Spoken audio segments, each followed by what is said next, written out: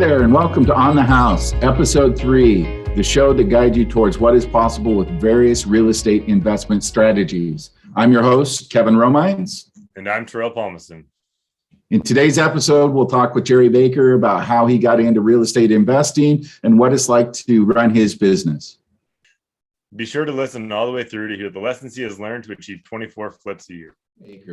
Jerry Baker is the owner of Unique Property Solutions, and he's going to walk through what kind of a day in the life, or actually what a year in the life might look like for Jerry Baker and the Unique Property Solutions as far as his flipping. He's generally flipping 24 a year. Does that sound about right? No, I'll buy about 24. I rehab about 15 or so.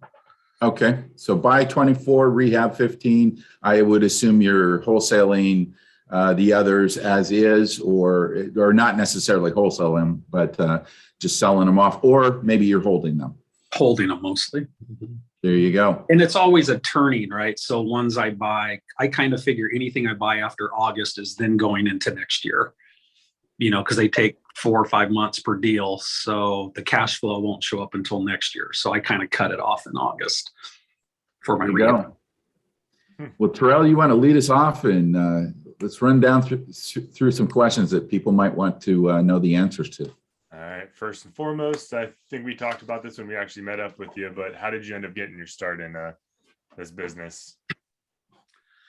Well, I was a biology and chemistry major in college. And then I went to work right after college for a group of guys I called the disgruntled scientist developers. One was a pharmacist, one was a pre-med student, and one was a cultural anthropologist. And they were doing land development and building subdivisions. And they hired me as a superintendent when I was 22-ish, 23. And I ran projects for them. And that kind of got me going. And then I went to a Robert Allen Creating Wealth seminar, Nothing Down, back in the early 80s when interest rates were 18% and things were crazy. And it just really made sense to me, just like it made sense to those other guys that, wow, I could do that. And so that kind of got me started. And then I've kind of been in real estate in some version or another since. Did some developments down in California, small ones. A 6-lot development in California. Then I moved here in 93, was equivalent to a 20-lot subdivision in Vancouver. And we started building those in the 90s, and then just kind of kept going from there. So have you been doing this full time since you got started in the 80s there? Pretty much from about 85 on, I haven't had a paycheck from anybody else. Nice. But this particular business I started in 2013. Okay. There have been mistakes and things you've learned to avoid along the way. Yeah. You're getting me at a good time, because I just fired a contractor almost this morning.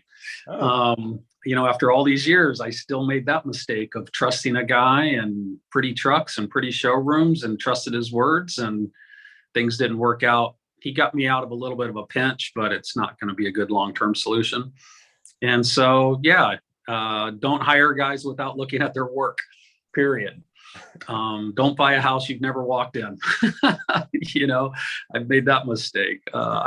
We could spend the whole show on just mistakes and nuggets, but that's, every business. You keep solving the problems and move on and get better. What is the process you go through when you're sourcing your leads to flip? What is the process I go through? Yeah.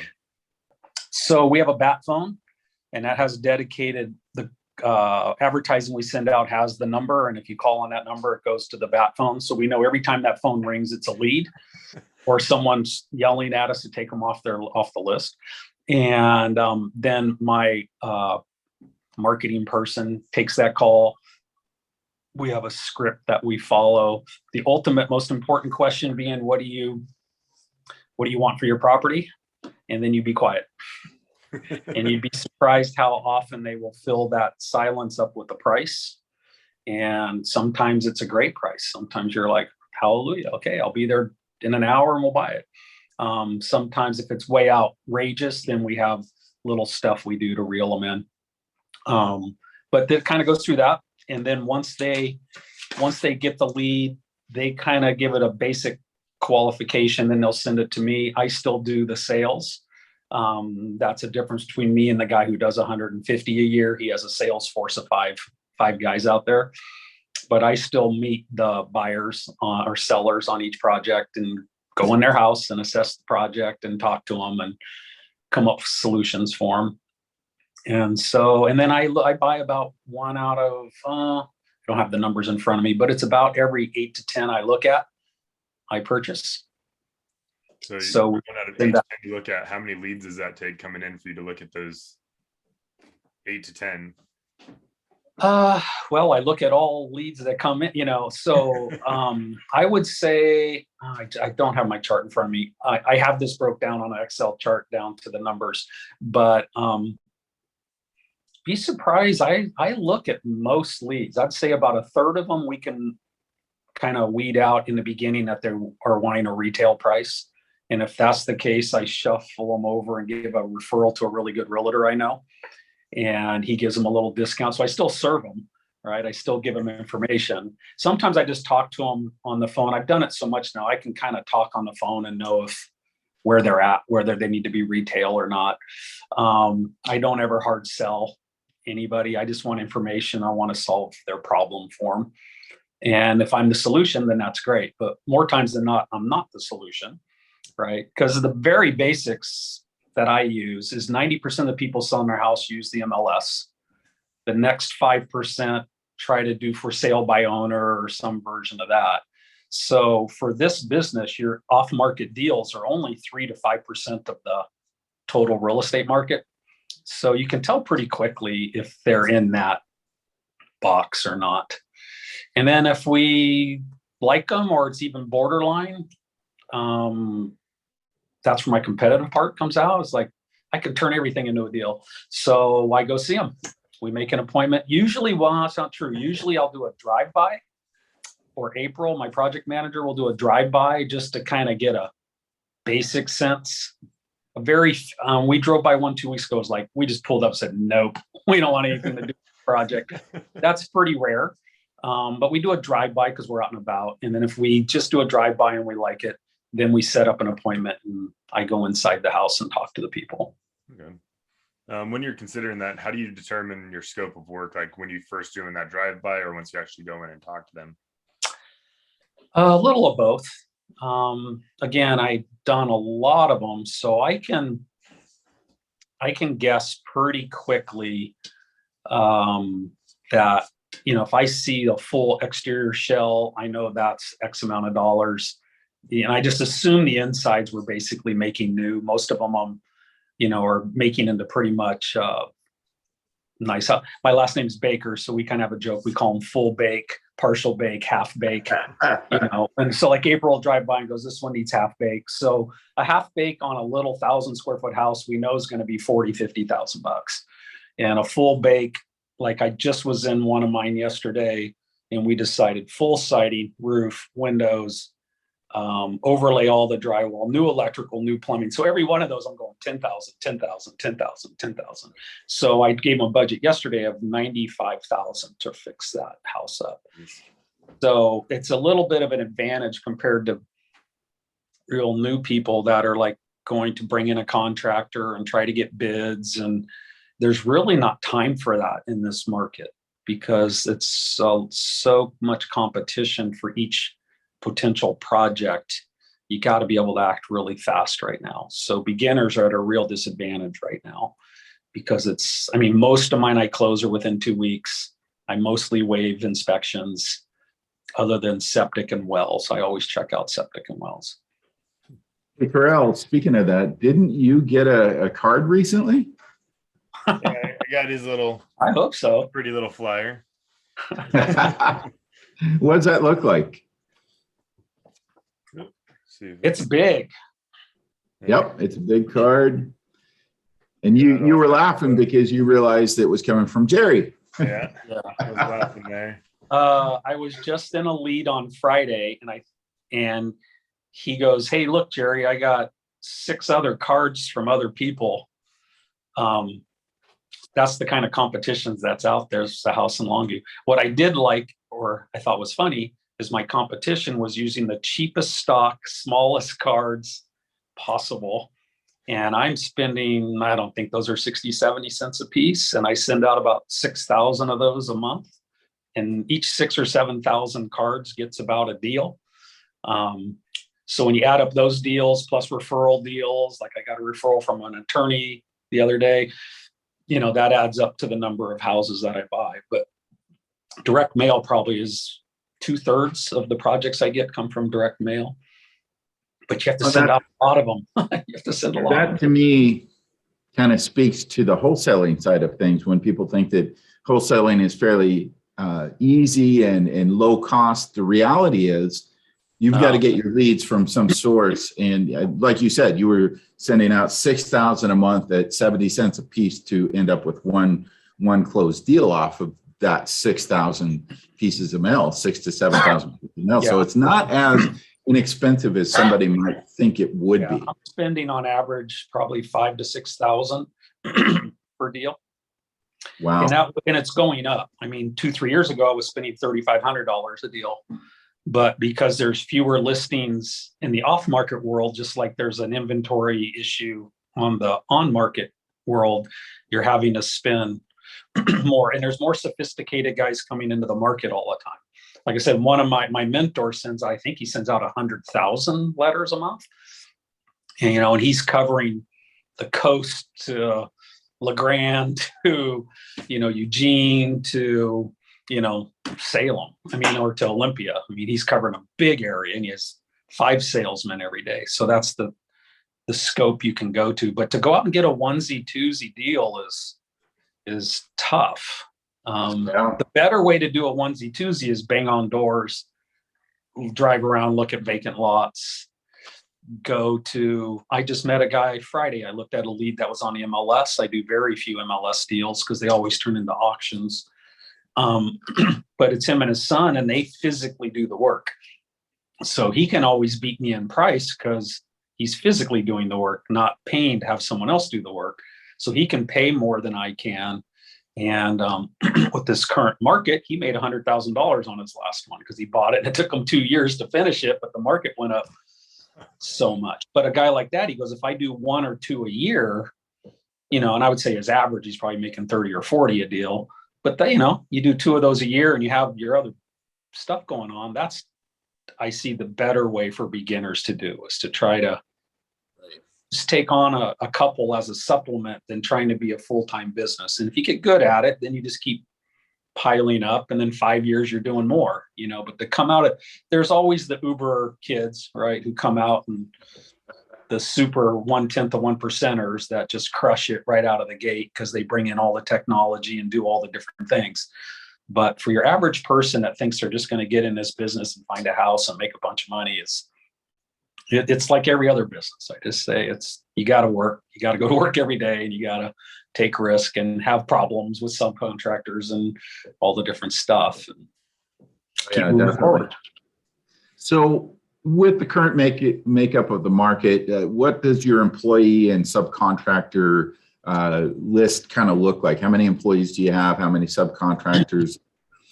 I have at this stage in your life. I have a part-time I like to say I have a special forces unit. I used to have a disaster restoration unit that had 26 employees and 16 trucks and 1,000 jobs a year. And I made as much money last year with 2.5 employees and the rest subcontractors. So you do get smarter as you get down the road. But currently I have an office manager who's an adult from the insurance agency. I say adults, all my employees are 50 plus. She works half-time, does all my office, all my bookkeeping, all the stuff that goes on. I have a project manager who spends about a quarter of her time doing property management for me. That's the world she actually came out of, commercial property management. She runs my projects and she helps me with some marketing. I just recently hired a top-notch field guy who can do everything in the field.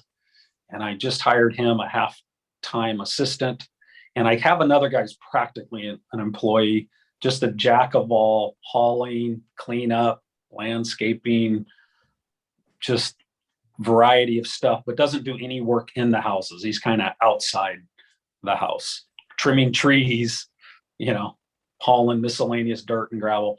But you got to have a guy like that can do a jack of all stuff, because it's, when you're buying a number of houses, there's a lot of that to do. So basically, if you add that up, I have 3.5 employees, something like that, 3 to 4. So with regards to your employees, how did you come by those employees? Was it through industry contacts? Was it organically? Did you put ads out to attract the employees? What did that look like? It really was just putting the word out. Hey, I need this, to all the people I work with, insurance people, bookkeepers, Revin group that we're part of, the investment group. And I hired someone out of Revin. She worked out for a little while. Mostly through contacts, never any formal applications. And then a couple of them I've been able to hire where I say, look, I can't pay you $60,000 a year right now to be a full-time employee. So my office manager started out at 10 hours a week for a few weeks, and then 20 hours a week. And then it took us about 3 or 4 months to get the full time. But I had to have faith by the time 3 or 4 months went by, I could afford to pay her full time and I'd find enough projects. But it worked out. That's kind of the way it works out for me as well. I remember having dinner with my wife at one time, and we were discussing employees, and her words of wisdom were to take a leap of faith. It'll materialize. It'll come together the way that you hope, but you got to take that step first. If you don't take the step, you never get there. That's a real, one of the biggest nuggets I've learned personally in business is to turn around thinking of everything as a cost, right? And thinking of it as an investment. And because if you run everything in fear with it's costing me, I'll never be able to afford it, and I can't do it, then guess what? That's what's going to happen. But if you say, all right, let's go, then it makes you figure it out. You have to figure it out because you took the leap, and it's that motivation. I don't know. It just starts creating its own thing. And you somehow figure out how to make it. And the biggest thing too is, if you hire someone, probably everybody you hire is going to cost you, if I had to put a number to it, 20% more than you want to pay, 25% more. But that person will make that up in spades if you trust it, because they'll be that much better, and they'll do things that you don't even, hopefully you're hiring people that are smarter than you and know stuff you don't know. And they'll do things that you didn't even know about that start bringing efficiency savings or open door savings that more than pay for that extra 20. And they don't cost you the 20%. They actually then make you an additional 20 or 30%. So then it becomes a great investment, because they actually start making you way more than it costs. And then you're like, how did I not do that 6 months ago or a year ago? Yeah, honestly, I went through the same thing. It was a leap of faith, but in the end, I've got an amazing crew that really knows what they're doing, right? And ultimately keeps me on track much more efficiently than I ever did on my own. So, that was a plus. So, but give us a basic breakdown of what's an average purchase look like for you? What's the rehab? How much are you spending on average rehab? What's your closing costs and carrying costs? What's all that? Here's a very average deal. Here's a very average project. I just was looking at it yesterday. It's right on my desk. Bought it for $142,570. That included closing costs, which I paid for. ARV will be $310 minus 6.5%, 7% for all the closing costs. I got a 95. It was that one I did yesterday. $95,000 repairs. $9,000 in interest carry. Net profit $39,898. And how much time do you think you'll have into that project from start to finish, in terms of once you close? Well, like this one, actually, I went from a rental to close, but in my new pro forma, I have 4.5 months. 4.5 from months. Yesterday, when I described the scope till it's closed escrow, 4.5 months. But that seems like a good average. This is an average deal, and I'm borrowing 167,000 of that money. That means I'm putting in $76,000 of my own money, and my rate of return is 52%. And if you annualize it, it's 140%. 140% cash on cash. Cash on cash, annualized. And actually, of my 76, I just moved 70,000 of private money over to this deal. So I will only have $6,000 into this deal. And if you do that, then my ROI goes off. I'll have invested $6,000 for 4.5 months to make $38,000. Fantastic. So then it becomes off the charts when you do that. But this is pretty average that I'm putting 50, 60,000 in each deal. Okay. So one of the areas that I see people struggle in is with regards to taxes. So I would assume, and you mentioned that earlier, you have somebody that does your bookkeeping and things of that nature. Is that the same kind of person that also handles your taxes, or is that a different person? No, I have kind of a tiered system. I have my day-to-day Marine who handles all the, last year, several $1 million worth of product coming and going, right? For sheetrock and labor and all the different costs. And then she gets it about 95 to 98% entered in, and whatever she doesn't understand, she puts in a little bucket called Ask My Accountant. Then I have a higher level bookkeeper that comes in every 2 weeks on a monthly fee basis. And she's almost kind of a controller. She doesn't do any forward thinking, but she handles the balance sheet stuff. She handles the closing statements coming and going and entering them into the balance sheet and profit and losses, right? She handles, and then she is a double check to Marine to make sure that everything's getting in there. And even then, sometimes she'll have a question that then we ask, then I have a CPA. So I see Marine every day, almost every day, all week. I see my next person, Sharon, every 2 weeks. She puts a few hours into the job. And then that's also, she's getting the books in order. So like when I do my taxes, she basically hits send and it goes to my CPA who does the actual, taxes and that stuff. And you avoid those guys. They're $200, $250 an hour, right? So I talk to Chris probably email half a dozen times a year. I meet with him for sure in like October and say, here's where I think the year's going, kind of tax strategy planning, higher level stuff. And then we do something, bring that expense in, push that one over, play the 1231 game. And then he actually prepares my taxes.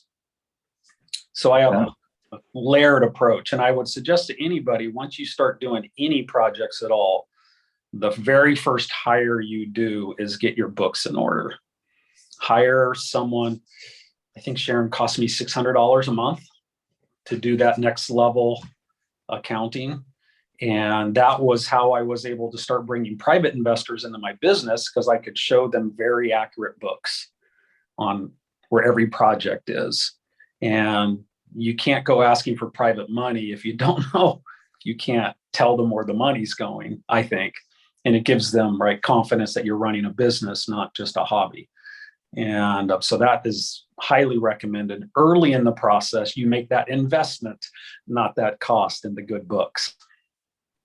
You had mentioned that during our ride along with you that day, that is probably one of the most key positions. Get those books in order as early as possible, because it does open the doors for private investors. And even if you're doing hard money through traditional means and things of that nature, it's so much easier for you to push a button and you're communicating all that information to them, and that gives them confidence in you. It gives you credibility that you know what you're doing, and they can make that loan with confidence that somebody else is going to try to piece together the information. So we work with all borrowers all across the board, and it's very unique. Terrell and I all have conversations. We have customers that they push a button and we have access to all their documents. And we have other customers that might take 2 or 3 weeks just to get us a small list of documents, and it's like pulling teeth. And it's so much different when we're working with people that are much more organized. And so the flipping world, we do tend to get that as they've progressed on their projects. They're getting past their second or third or fourth project. They're starting to realize that. And the sooner they realize that and get that information to us, we can react to it very, very quickly. I would bring it in. Yeah. Yeah. I would say after your, and even on your first project, you should be keeping track on Excel or something, so at least there's some semblance of accuracy. But yeah, I would say if you're getting out your third, fourth project, you could probably hire someone like I have for probably just a couple $100 a month, just to kind of overview your stuff and enter it in. Basic QuickBooks. I have a basic chart of accounts for my, drywall, electrical. I have basic charts of accounts, and of course all my various closing costs and different things. But it's pretty straightforward stuff. But yeah, do it early. Definitely do it early. Then your next hire is if you start getting into now your fourth, fifth, sixth, seventh project, and you're starting to think, hey, this is something I can do more for a business than a side thing. Then your next hires get office help. Most people who go in this have some knowledge of real estate, but get office help for, that can relieve you of all the paying insurance and paying utility. I mean, I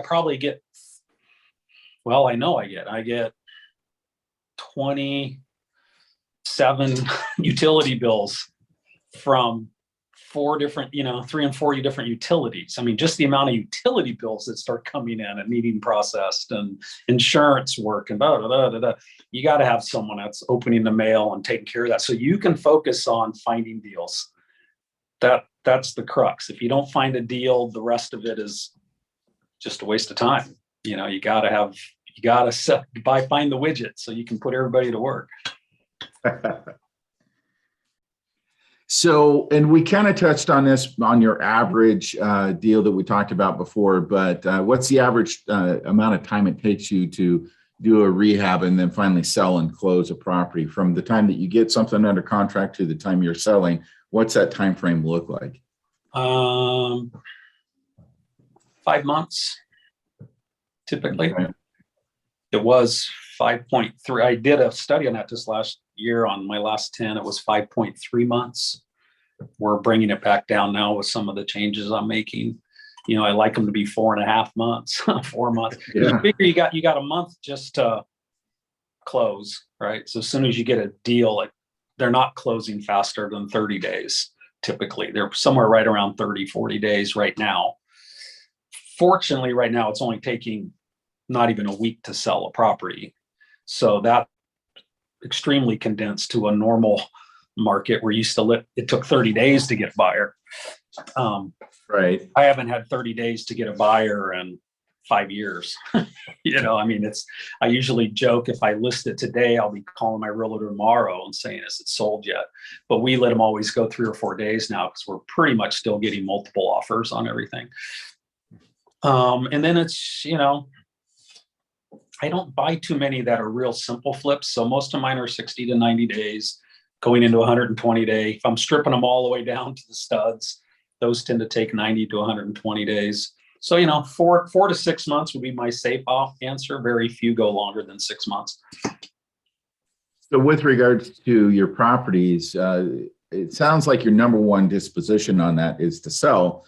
But if you were in a situation, it doesn't sound like you've really been in that in the last 4 or 5 years, but if you weren't hitting the numbers you were hoping to hit, do you have a backup plan? It's kind of my backup plan is my bigger overall strategy is I've been wiped out before. I don't want to get wiped out again. It's no fun. You learn a lot. You learn how to have a 26 employees and go down to 3 and make the same amount of money. So you do learn a lot.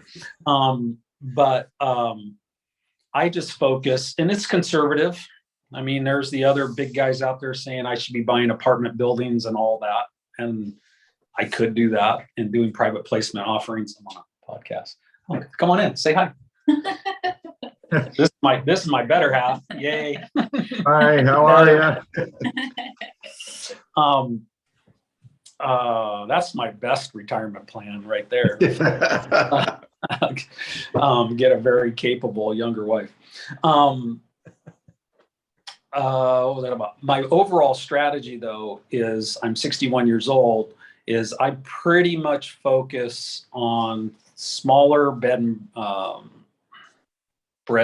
do they call them? Bread and butter houses. Little houses. Most of all my rentals are, God, I think all of them are under 1,000 square foot rentals in Cowlitz County area. I have one down in Vancouver still. Bread and butter stuff. So my overall exit strategy is if the flip doesn't work for some reason, I can always turn it just into a rental house and not lose, go lose big. I'm in a project right now. That's one of my worst projects. I bought for $280. I'm going to sell for $535. Two bad contractor situations and some bad work situations that still happen. With all my experience, they still happen. Probably going to make $15,000 on that house if I'm lucky. And if Mount St. Helens went off tomorrow or something happens in Ukraine, I can't just turn that into a rental and break even, where the other ones I could turn into rentals and actually have cash flow. So that's kind of my ultimate safety net. But I always look at them, because this is what I do for a living too. If I had to put a number on it, I flip 3 or 4 and keep one, 3 or 4 and keep one. Something like that. It's kind of like a rancher. I got my beef cattle and my milk cows. And eventually I want to have a whole dairy of milk cows sending me passive income, which is still a misnomer, right? Passive income, you still have to manage. Even if you have a property manager, you got to manage the manager. And there's still things going on. But I don't fix toilets. I don't do any of that stuff that people say, oh, why do you want to have rental houses? I don't do any of that. I don't even know who my tenants are, which is good because I'm too soft. I would always be, sure, pay me later, Where my property manager's like, yeah, Mr. Baker needs his rent today. I don't, know. So I kind of just have a built-in safety net with the types of projects I'm buying.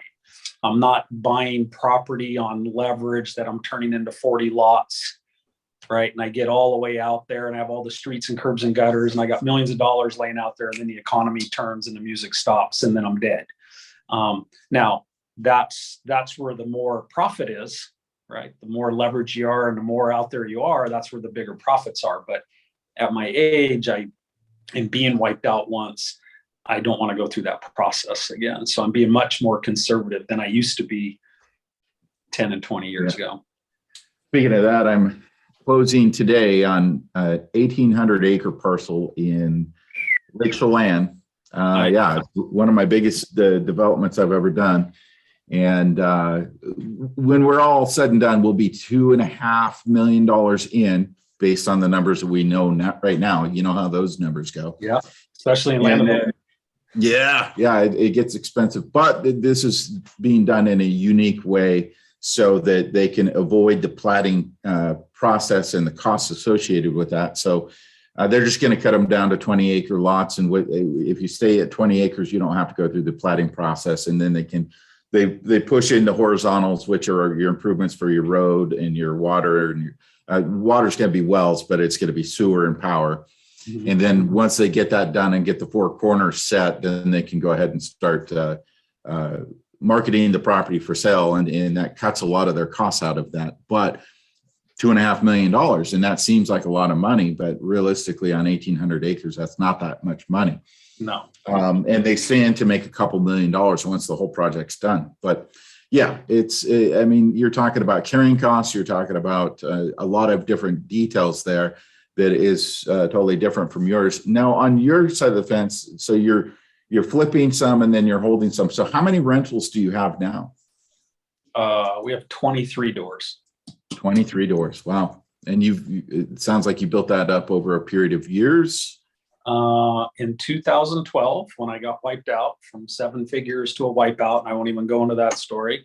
I had 12,000 to my name, and I gave about 5,000 or 6,000 to my daughter to get married. So I opened the doors of Unique Property Solutions January of 2013. So what was that? 8 years? Going on 9 years now. 8 years. Yeah, 9 years. I built it up. In the first year was 1 project and 2 projects, then 4 projects, and 8 projects. It keeps building up. So like this year, I'll probably buy. Oh, I already have 6. So I'm gonna probably buy 24 this year, 20 to 24, and finish up 15, 16, 17 of those is probably this year.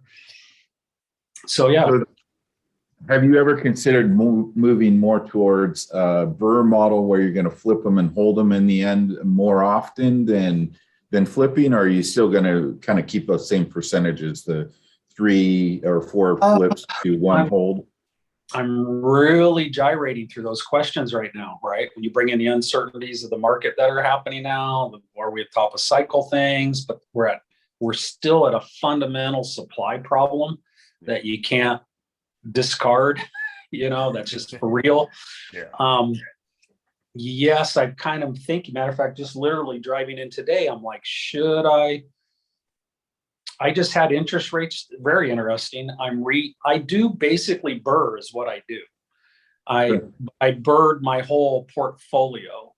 Like I built up 6 houses with private money, and then I refinanced those on long-term debt. And then I got another 6 on private money. Then I just finished refinancing 5 of those at 4.25%, locking in those, right? And if you count the cash out in those 23 doors, I don't think I have $100,000 of my own money invested. So I've been getting cash out, and right, I'm playing the BRRRR game, but I'm kind of doing it in groups of 5 and 6 houses, not individual houses. And matter of fact, I just Friday turned in an application for my last duplex. That will be a complete BRRRR. No, it won't. I'll have about $20,000 in that deal. I like them when I get all my money back, and I call them infinite returns, where I don't have any money in the deal and I have a rental house that's generating cash flow. And that's be the right. Then you repeat the last letter in BRRRR, then repeat. So yeah, I'll just keep doing that. But that's the question I'm mulling right now is, should I'll go down to 2 flips and 1 keep, right? 3 flips and 1 keep. And that's all a factor of how much overhead I have and how many people I want to keep employed. Because I could turn this business off tomorrow and be like, all right, I got that many rentals that are cash flowing. I'm done. I go find 1 or 2 deals a year and I'm making a good living, not working really hard. But right now the machine's working and the systems are working and I'm employing people, and how far do I want to keep supporting them too, right? Keeping them going. So that's always important as an employer myself.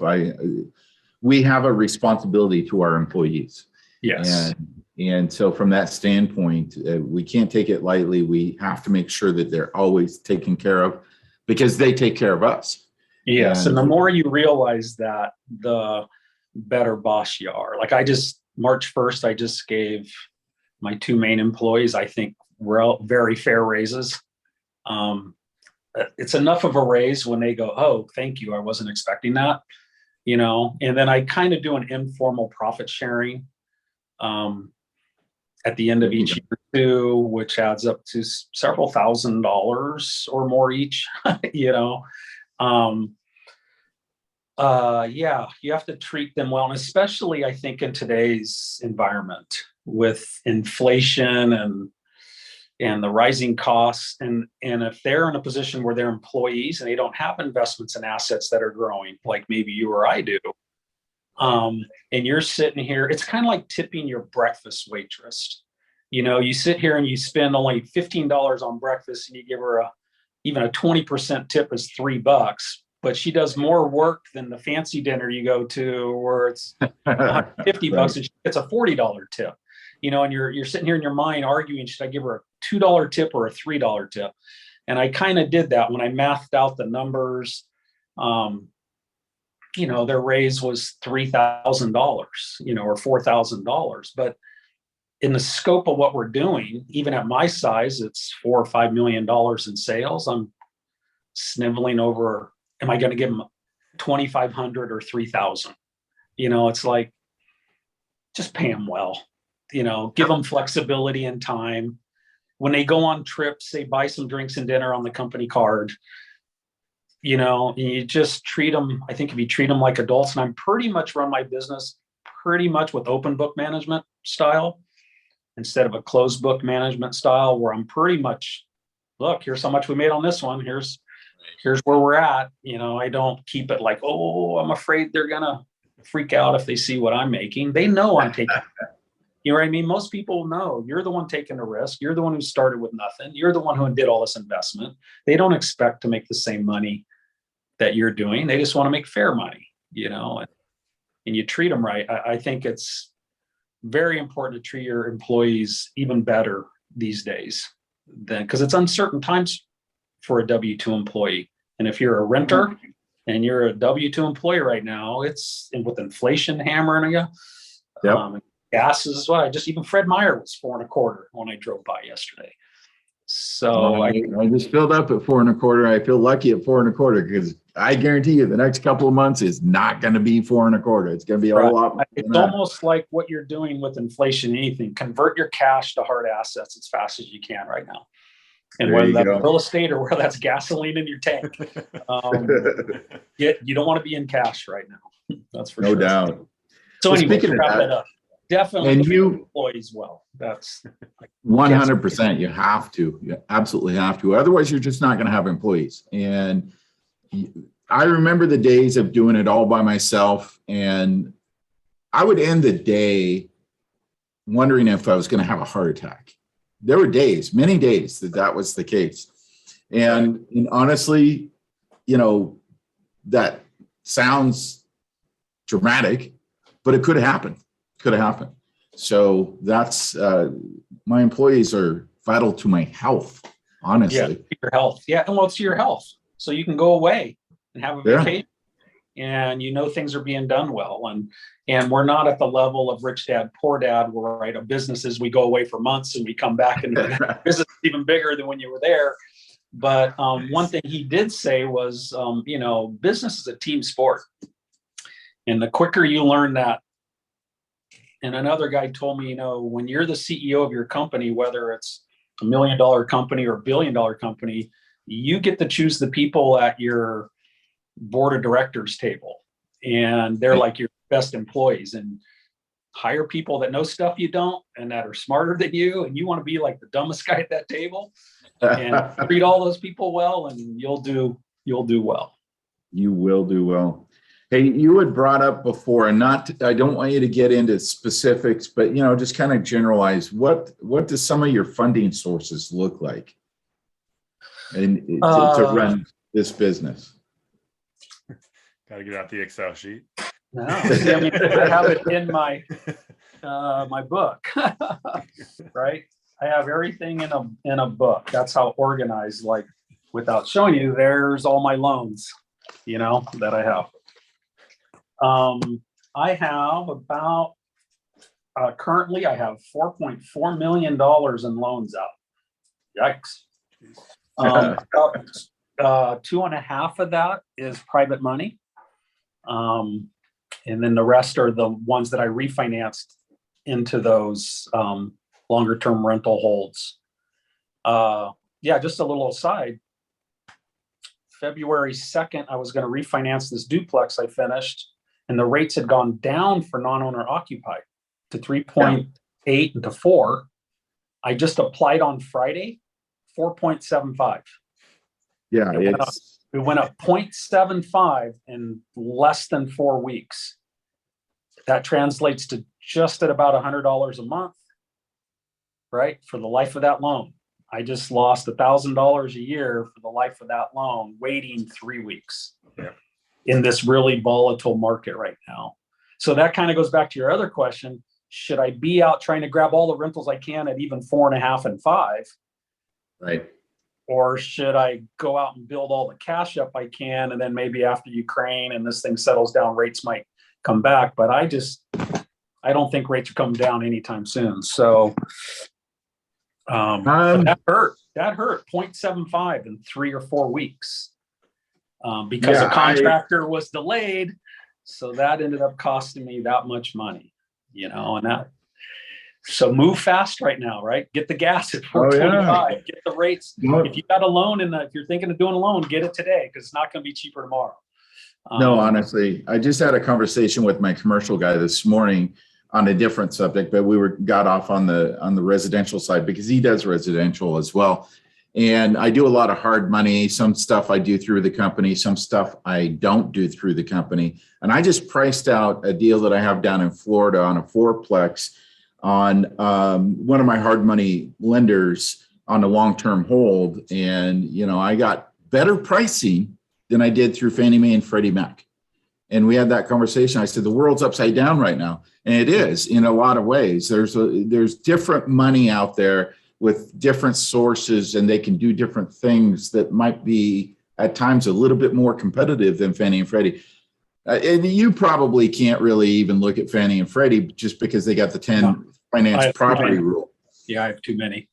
Yeah. So you own too many properties that you have financed. So you got to go. It's not necessarily hard money. It's kind of a midstream hard money, but it's long-term hold at some rates in the fours, which is right now better than Fannie and Freddie anyway. Plus, when you get done doing those loans, most of those loans are what's called DSCR. So DSCR is really just comparing the leases to what's the mortgage payment. So long as the lease covers the mortgage payment, for the most part, then you're good on that. So it's a lot easier, quicker type of loan. But it's the world is a little bit different. It changes day by day. There's no doubt. Right now, especially. Yeah, that was such a shock to see rates actually went, just like you said, were more competitive 4 weeks ago. But just with this Ukraine stuff and all that, and are instantly who are backing that, who are buying that, have changed their stance just like in the last 2 weeks. And so it was that quick of a change. And yes, those loans, they're a big guy. I'm pre-approved. I'm on their pro program. I applied Friday. I just got a call this morning from the appraiser. The appraiser's out there tomorrow, and this will be done in 30 days. But again, you can't even get on their list till you've done 10 deals. So, you got to earn your, I call it like the poker tables, right? There's the $2 table and the $5 table and the 10. And if you jump tables too fast, you get wiped out. So you just got to kind of plow and earn your way up. And I happen to work with some of the same lenders that you work with. And right. And it does go that what they look at is the amount of exits that you've had in the last 24 months. 24 months. Yep. Sometimes they'll get out to 36 months, but ultimately most of them are 24 months. If you've had 10 exits in the last 24 months, then you're going to get the best pricing possible. Right. And they still go to credit score too, though. I mean, they do. Chart, and it's like this percentage LTV credit score, and it is you do have to protect that credit score too. But I don't know, man. You go, and I've always learned, I know people ahead of me that I know that own a pile of rentals, some even free and clear, and they can't spend the money that comes in. But it really shook me last year when the government said people don't have to pay rent. Yeah. Right. That's basically what they said. And never in all my calculations did I ever think, they just don't have to pay me rent. So that is throwing an extra consideration into the mix. And you hear of I know several people that have moved, portfolios of 30, 40, 50 houses out of the Portland metro area and left because of the onerous landlord laws there. And we were just looking yesterday, are they going to put rent control in Washington? And a bill just failed that they were trying to put if you raise your rents more than 3%, you have to give a 6-month notice. I mean, they're coming. It's going to come. And so should you be moving to other states that are more landlord friendly? That's why you see so much investment in Idaho's and Montana's and Texas's and Florida. A lot of people are moving their portfolios, which unfortunately creates less supply, which then unfortunately raises rents on the very people they're trying to help. Yeah. that's another whole discussion. But typically, the people that they're trying to help end up getting hurt the most in the end of the run. So it's all a moving target right now, and a lot of uncertainty. And I literally thought today, should I just cash in operations and pay off some debts and just lay low for a while? And I don't think we're there yet, but I don't know. Is that a consideration, or do you just stay balls to the walls and leverage and just keep going, right? I don't know what the answer is. Generally speaking, real estate is probably going to be one of the hotter markets, I would say, for at least the next decade. We had what got us into the demand problem was the last meltdown. The builders took it on the chin. The builders started building about a quarter of the supply that they normally were building, and they did that over the last 10, 12, 13 years. Right. So now they're trying to catch up, and they're at the level that they would have been back in 2008. But they should have been at that level that whole period of time. So we still have that backlog of inventory. So 5 to 6 million is the number of units for short nationally. Yeah, honestly, 5 million units short. The other thing that we track is we track the household formations, and that's directly related to birth rates from years gone by. So we could see what the birth rates were, and they ticked up pretty good in a certain time frame. And those are now becoming household formations. So now all of a sudden, that's why you've got more household formations. You've got people moving to certain geographic areas that are a bit more affordable, hotter economies. Washington's probably one of the hottest economies in all 50 states right now. And so we're just going to have to deal with the inventory problem. But the inventory problem isn't just Washington, it's everywhere. That's what I mean. It's 5 to 6 million short. Yeah. That's huge. It's gigantic. And look, I just got a letter from one of my competitors trying to buy my house. That's funny.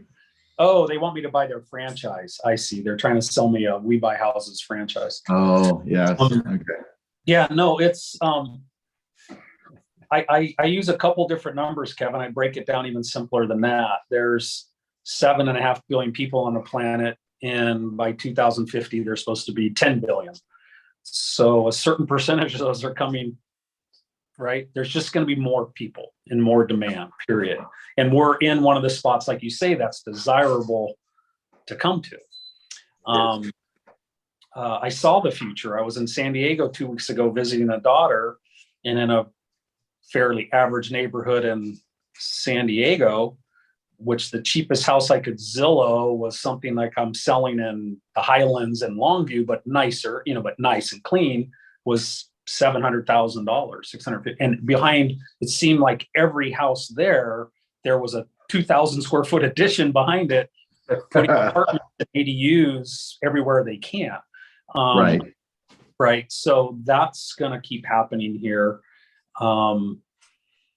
Our particular market, right? If you have a Portland here and Seattle here, and if you take the average prices, Seattle's a little higher. But if you make a U, the cheapest, least expensive houses are between Longview and Chehalis, right? I'm the guy selling my closing one on Thursday. That's 1,000 square foot house in the Highlands in Longview, which used to be considered the worst area, for $300,000.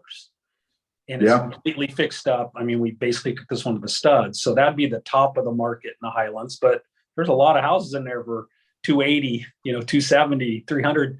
Not a lot. There's very few houses for sale. But you know what I mean? To buy a basic house at over $250,000, you're in the Highlands, or you're in Kelso, or you're up in Chehalis. I mean, that's where you're at. So, it's crazy. It's crazy what, and I can't get past the supply. Yeah. So I'm not sure. I think it might be everything, or the lack of supply. Hey, one quick question before my internet gets weird again. So what does your sales team look like in terms of, okay, you've got a property, you've gotten it rehabbed, and now you're going to put it out on the market. Do you have a few different people, or is it just one person that you're working with primarily? One Okay. person. And he's practically, I think we talked about this, I consider him Well, actually, I have two. I have a Clark County guy and I have a Cowlitz County and North guy, but I rarely do anything in Clark County anymore, so he's not getting much work. He's in the top 10 of realtors in Cowlitz County. His name's Jesse Morgan.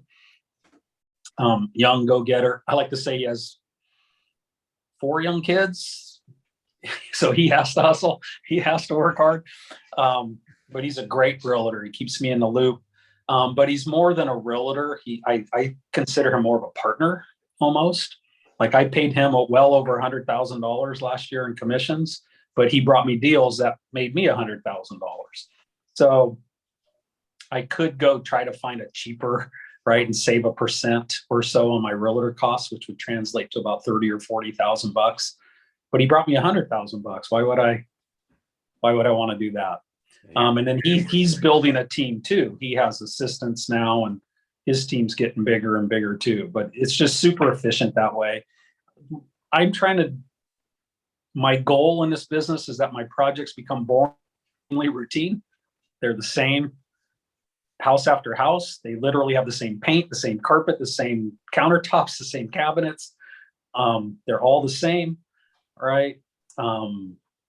Trying to take from, I guess, Henry Ford even, the more I can repeat the process and the more I use the same person and he gets me the top dollar and that part's the same, it just makes it more efficient across the board. And I was just watching a guy who has 12,000 doors the other day on YouTube, and he says every apartment looks exactly the same, up to until you cross over. Like if I crossed over $400,000-$500,000 houses, then I would have to put a few new extra products in the house, but I'm not predominantly in that market. So I use the same insurance people, use the same title people. I use the same, unless sometimes, I buy a house from a realtor and they have their own title person. But the more I can keep things the same, the more repetitive and systematized it gets. And then you can start squeezing a little more efficiency out of everything, which translates, that saved me 20,000 bucks. Oh, that saved me, when you start multiplying times 20, it starts to add up.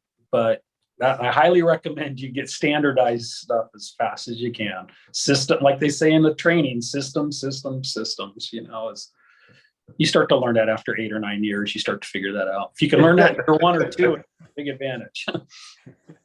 Definitely.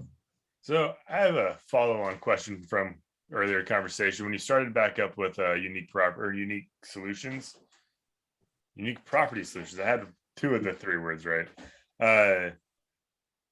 With your first deal, was that you going in by yourself, or were you already subcontracting just for your first one when you were starting back up? I never did that much work by myself, because back in the 90s, in early 2000s, I had a consulting business called You Build It, where I was an owner, builder, consultant, and I did about 50 custom homes. So I kind of had a subcontractor base that I could still draw on. I mean, I'd do some things around the edges a little bit, but I knew pretty early on that if I'm doing the work, I can't grow the business. Right. So as soon as I could, I started getting my contractors in there. Because you can't scale at all. If you're doing the work yourself, you can do a couple. And if you can do it full time, then you can do 3 or 4, but that's it. If you're doing all the work, and you'll make good living doing it. I mean, you can make a good living, maybe make a couple $100,000 a year doing just 3 or 4 deals if you do it yourself. But you're working every day, you're going to work, and your work is baseboard today and hanging cabinets tomorrow. And, that's your work. But I have a subcontractor base. But in the very beginning, this is what I tell people too, is whether you're, like they say in the seminar, bird dogger or a wholesaler or whatever, lower your expectations. Make a couple $1,000, move on, do another deal, and learn a little more. My first few deals, I was paying the interest on my lender's credit line, and then I paid them my hard money interest, and then I was giving them half the profit to get them to come in. So a deal today that I put $40,000 in my pocket, back then I might have put $15,000 or $20,000 in my pocket if I did the same deal today. But I said half of something's better than all of nothing, right? And then you build up a little bit, and then you can move forward. And it's this slow process. I get some newbies that are like, I'm going to make $20,000 or $30,000 on a wholesale flip. And I'm like, well, you're competing with me and everybody larger than me for the same deal. And a lot of those guys are making 5 and 10 grand, on an average deal, because they're doing it on volume. Their margins are definitely shrinking right now, because of all the costs, right? Garage doors are several thousand, sheet of plywood's back to 50 or 60 bucks again. On average, I'd say my repair costs and labor have gone up 26% in the last 12 months. It's not 7.5%. It's 25 or 30%. And I joke, I swear some of my guys just make up their invoices when they're sitting in the parking lot. I'll charge $12,000. I go, well, I got to pay it because I don't have a choice. So it's kind of weird that way. But yeah, you give it away in the beginning and learn. It's more important to make $1,000 and learn, and then make 3,000 and learn, because the learning will eventually get you where you're making $40,000 and $50,000 a deal. Then you'll get a few home runs. I liken it to baseball or golf, right? Even an average golfer hits one, crushes one right down the middle. And you're like, how'd I do that? I don't know. I was doing the same thing I was doing before. So when you get to a certain level, when you start getting past 10, 20, 30, 40 deals somewhere in there, you'll start getting like $100,000 deal will show up, because you just have the credibility and the confidence and the way you buy. And I don't know how it works. It's kind of magic. You just, just like hitting one out of the park. You didn't swing any different, but you got a home run on that one. But you just got to keep being in the game, and be in the game and learn and learn and learn is the more important part. Yeah, and I totally understand the cost increases. Crazy. I'm part of a small group of flippers myself, and we switch from flipping to ground up in hopes to gain more profit. It's a longer play, but in theory, we should get more profit. But our lumber package, we just went to put our lumber package order in, and it went from 32,000 to 40,000 overnight. So there's 25%, boom, right off the top. That's real dollars. Yeah. And I have a friend that always says, don't lose track that 10,000 is a lot of money, and you can just $10,000, and you're like, that was $10,000. Last year I built a house that the year prior, the whole lumber siding window package was about 15, and on the house I built last summer was 36. I mean, that was right. Lumber was going at 200%. I probably bought lumber on the highest day, probably. That's usually how I buy my stocks, is on the highest day. Yeah. And I even went out. I was one of the first times I went out and bought 2 units of plywood, just so I had units of OSB. And I bought them at $45, $50 a sheet when it got up as high in the $70 a sheet. And matter of fact, just last week, I had 6 houses of appliances delivered to my shop, just because I don't want to run into, I can't buy appliances, which we've run into some things with appliances. And so I'm actually starting to warehouse a little bit of stuff, get a couple pallets again, because I use the same floor in every house. I can go get a pallet of LVP flooring. I get a pallet of lights. I get a pallet of doorknobs. And because I just know everything's going up. So everything you can turn from cash to hard asset today, you're actually going to come out ahead hopefully. Yeah, you'll actually make profit off of that as it goes up. You make profit off the stuff you're buying. Right. Yeah, absolutely. Well, it sounds like my internet is kind of waning in and out. So we want to get this wrapped up. If somebody should need to contact you, how can they go about contacting you? Go to my website, is it Prop Solutions? Yes. uniquepropsolutions.com. I can't know if it's property or prop. That's weird. And that'll get you to a place where you can email me at the info. You can send anything through the info. Feel free to call me. 971-253-9518. Is it Prop Solutions? It is uniquepropsolutions.com. I wish I would. I tried to make it ups.com, but that was taken. Because I get tired of writing out Jerry at uniquepropsolutions.com is my email. So just reach out all those ways and you can get to me, or come to Revan. As a matter of fact, we have an investor club meeting today at 12 o'clock. And there's a bi-monthly meeting in Vancouver you might want to check out. You probably can give this stuff on that. I don't even know the Facebook pages and stuff. But if you're beginners, highly recommend you come to that. There's a lot of experience in the room that's willing to share. So I'm there also. Matter of fact, I have a lady handing me a lead on a deal while I'm there. She's my appraiser. And she's on that refinance. She says, by the way, I also wear a real estate hat. So she's going to bring an offer there to me. So lots of different ways to reach me. Fantastic. Okay, that's all the time that we have for today. We want to thank you for joining us to talk with Jerry Baker about how he got into real estate investing and what it takes to run his business. Make sure to follow us on all of our platforms, including South Sound Real Estate Networking on Facebook, On the House on YouTube, and all the places that you get your podcasts. Stick around for our next episode about buy and hold options for 2 to 4 units with Gary Anderson. We'll see you next time.